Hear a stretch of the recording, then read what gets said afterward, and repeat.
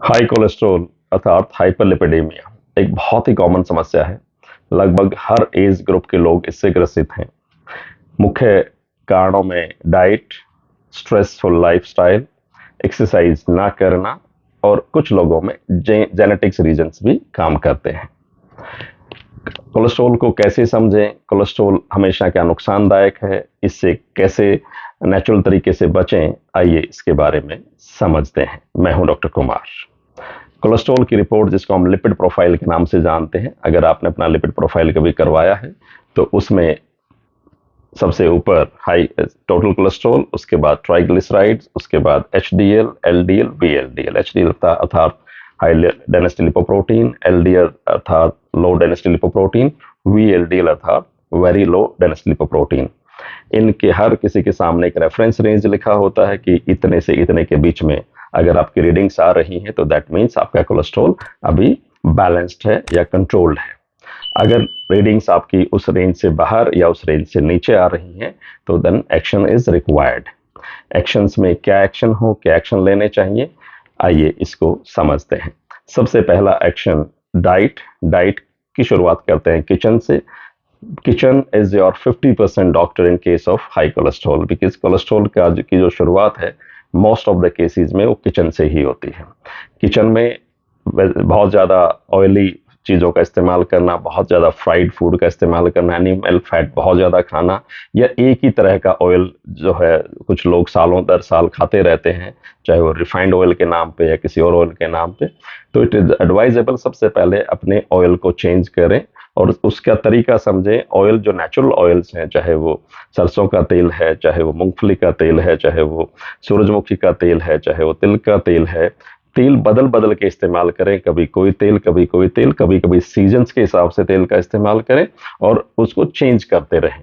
बहुत ज़्यादा ऑयली खाना बनाने से परहेज करें। इवन घर में भी इंस्ट्रक्शन दें, या जो अगर आप खुद अपने घर का खाना बनाते हैं तो कम से कम तेल का इस्तेमाल करके खाना बनाएं।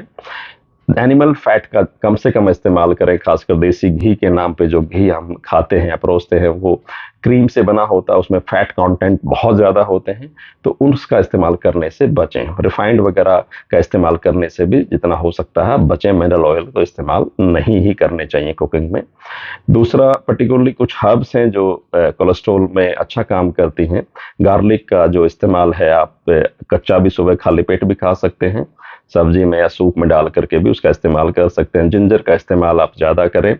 दालचीनी भी कोलेस्ट्रॉल को कम करती है। दालचीनी का इस्तेमाल भी जैसे जिस भी चीज़ में आप करना चाहें आप वैसे भी खा सकते हैं। दालचीनी को आप ग्रीन टी में भी डाल के ले सकते हैं। ग्रीन टी का भी इस्तेमाल आप ज़्यादा करते हैं। ये कुछ चीज़ें हैं जो किचन में अक्सर हम यूज़ करते हैं, लेकिन इनको अगर आप सिस्टमेटिक तरीके से, रेगुलर तरीके से यूज़ करें तो काफ़ी हद तक कोलेस्ट्रॉल पे कंट्रोल पाया जा सकता है।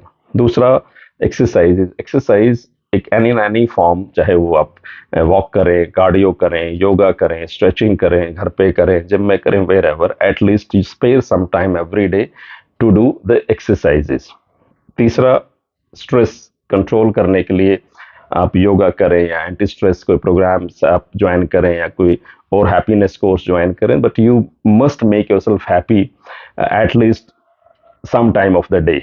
कभी कभी हम बहुत कई कई दिन हो जाते हैं खुश हुए, उससे स्ट्रेस हार्मोन्स बनते हैं और वो भी कोलेस्ट्रॉल को बढ़ाने में अपना रोल प्ले करते हैं।